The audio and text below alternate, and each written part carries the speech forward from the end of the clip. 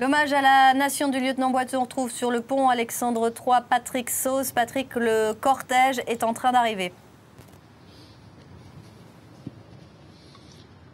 Oui, il est en train d'arriver à vitesse extrêmement lente et ce qui est parfaitement impressionnant, c'est le nombre de personnes qui sont sur ce pont Alexandre III, une foule très nombreuse, des civils, des militaires qui sont notamment issus de toutes les armes, mais on a aussi vu, et c'est important de le souligner, des soldats venus d'autres pays. J'ai à côté de moi des soldats américains, des commandos canadiens ici qui sont venus rendre donc hommage au lieutenant Damien Boiteux qui avait 41 ans. Qui était père d'un enfant et qui était ce qu'on pouvait appeler un officier sorti du rang, parce que Damien Boiteux, ça fait 22 ans qu'il servait pour l'armée de terre, alors que vous voyez devant nous les anciens combattants qui sont en train de baisser les drapeaux, la hampe parallèle au sol pour saluer le cortège et le cercueil qui passe devant nous, alors qu'à l'arrière de ce car il y a la photo et le képi du lieutenant Damien Boiteux qui avait donc, je le disais, servi pendant 22 ans pour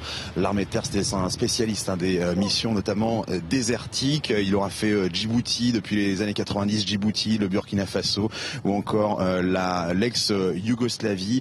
Il sera monté petit à petit à tous les grades pour finir lieutenant, et c'est à titre posthume qu'il est désormais chef de bataillon, c'est-à-dire commandant dans ce qu'on appelle l'armée de terre. Et vous le voyez, ça y est, la foule est déjà en train de se disperser. Ce cortège est en train de se diriger désormais vers la cour des Invalides pour une première cérémonie qui se déroulera dans l'intimité avec simplement la famille. Puis à 16h30, vous venez de le dire, eh bien, il y aura une cérémonie d'hommage national présidée par Jean-Marc Ayrault.